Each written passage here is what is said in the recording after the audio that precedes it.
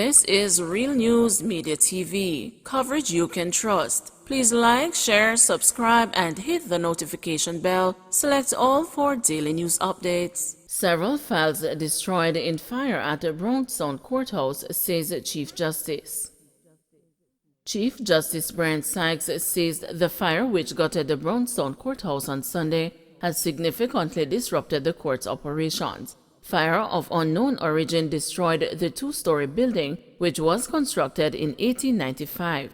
Speaking to reporters following an assessment of the damage, Sykes said several files were destroyed by the blaze. "We have lost a lot of files. We have some older files, some have been digitally converted into digital format going back to 2016, Sykes said. He added this will mean we will have to be rebuilding the files, certainly from the police, and with respect to the civil matters that are before the courts, we will be reaching out to the attorneys to resubmit some of the documents they may have filed in court." Sykes said he will seek audience with the Minister of Justice Delroy Chuck in relation to future developments for possibly a construction of a new courthouse in Brownstown. In the interim, the island's top judge said court proceedings for Monday were held at the offices of the Addison Park Sports Complex in the town. "We'll be having further discussions as to how we can make the best of the circumstances. That is to say, have the court sit and also to make it least inconvenient to the court users as is possible," Sykes stated.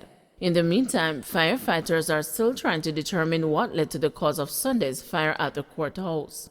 Firefighters had been alerted of the burning building about 7:59 p.m. and responded. Some 30 firefighters battled the blaze for over 3 hours to bring the fire under control. 28-year-old businessman killed in Mandeville crash.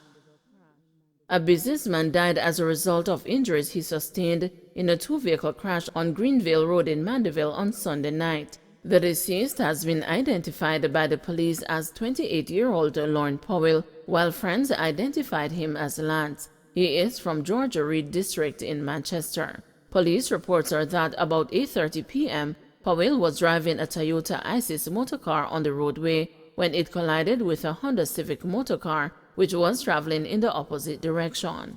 Police say the drivers of both vehicles were taken to hospital, where Powell was pronounced dead. The other driver was admitted. Relatives of another man involved in the accident told the news that he was a passenger in Powell's car and has been hospitalized following the crash.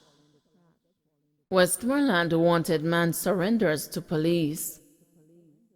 Westmoreland wanted man Devani Santa Bennett has turned himself into the police on Monday morning. Senior Superintendent Robert Gordon, commanding officer for the Westmoreland Police Division, told the news that Bennett surrendered himself with a pastor.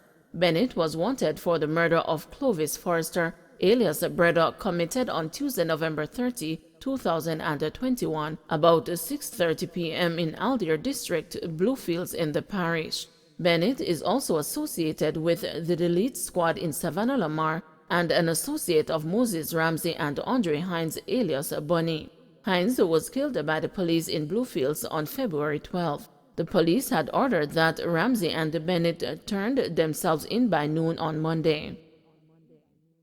Joshi and Dane Reed escape with warnings for not wearing masks.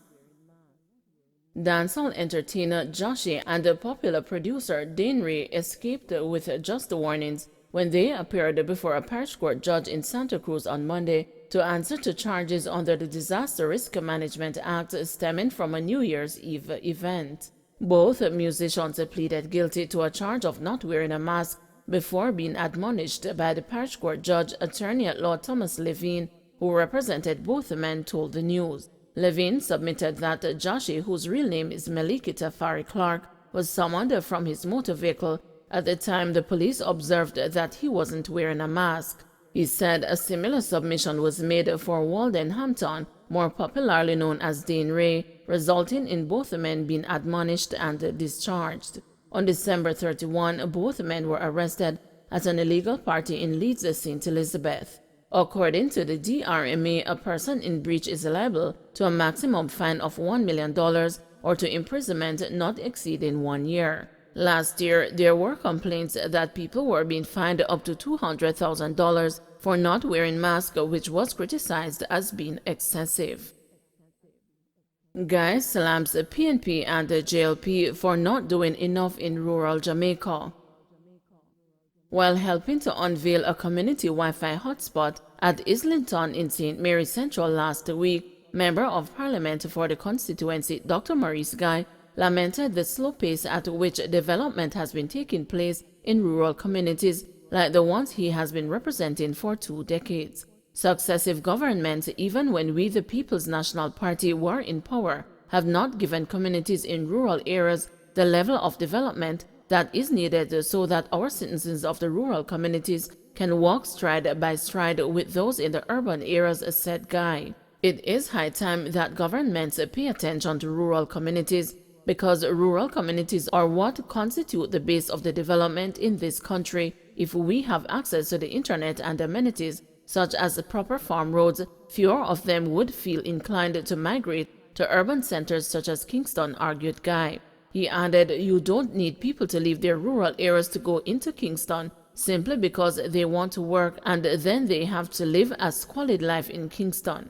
And when there is no longer work, they turn to crime and violence. Part of the reasons we are having so much crime and violence in our urban areas is because we have this rural-urban drift, and I think it is high time that we develop rural communities, and we can start with some of the simple things. The veteran MP was speaking last week during the launch of a community Wi-Fi hotspot at Hillside Primary and Infant School in Islington. The school and the surrounding community now have access to the internet provided by the state-run Universal Service Fund. 2 other St. Mary Central communities, Woodside and Albion Mountain, are also slated to get free internet from the USF. Port Maria, the parish capital, will have free community Wi-Fi in another few weeks, USF Chief Executive Officer Daniel Dawes announced. The agency, which falls under the Ministry of Science, Energy and Technology, has been mandated to install Wi-Fi hotspots in 3 communities in each of the 63 constituencies. Guy, who welcomed the announcement, suggested that the internet had created a whole niche of opportunities, as he urged the young people to help their parents bridge the technological gap. Teach them how to use the phone, teach your parents how to use the computer, make them become computer literate and tablet literate so they can surf the internet. Help them as they seek to help you. And if you do that, we would have a much better place, reasoned the Guy. Students and other residents in Islington have warmly welcomed the charge-free access to the internet.